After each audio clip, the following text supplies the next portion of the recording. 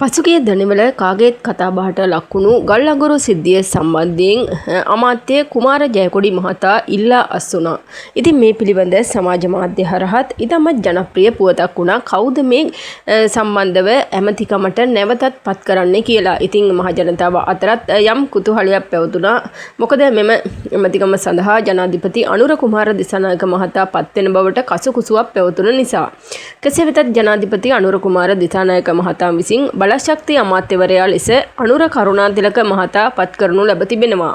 ඒ අනුව අනුර කරුණාතිලක මහතා අද දිනේ පසරුවේ ජනාධිපති කාර්යාලයේදී ජනාධිපතිවරයා ඉදිරියේ බලශක්ති අමාත්‍ය ධූරයේ දිරුම් දෙනු ලැබුවා.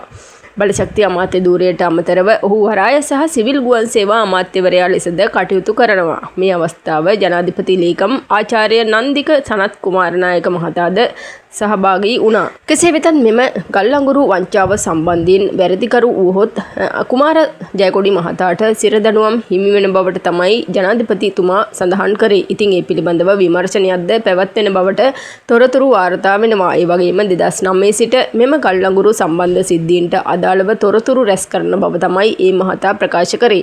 කෙසේ නමුත් ගල්අඟුරු සිද්ධිය සම්බන්ධයෙන් ඔහු නිවැරදි කර වූහොත් නැවතත් බලශක්ති අමාත්‍ය ධූරයේ ඔහු දිවුරුම් දෙන බවට තමයි ජනාධිපතිවරයා ප්‍රකාශ කරේ. ඉතින් අපි බලමු මොකද වෙන්නේ කියලා. තවමත් විමර්ශන කටයුතු ඉදිරියට පැවැත්වෙනවා. ඉතින් මේ ගැන ඔයාලගේ අදහසත් පහලින් කමෙන්ට් එකක් විදිහට දාගෙන යන්න.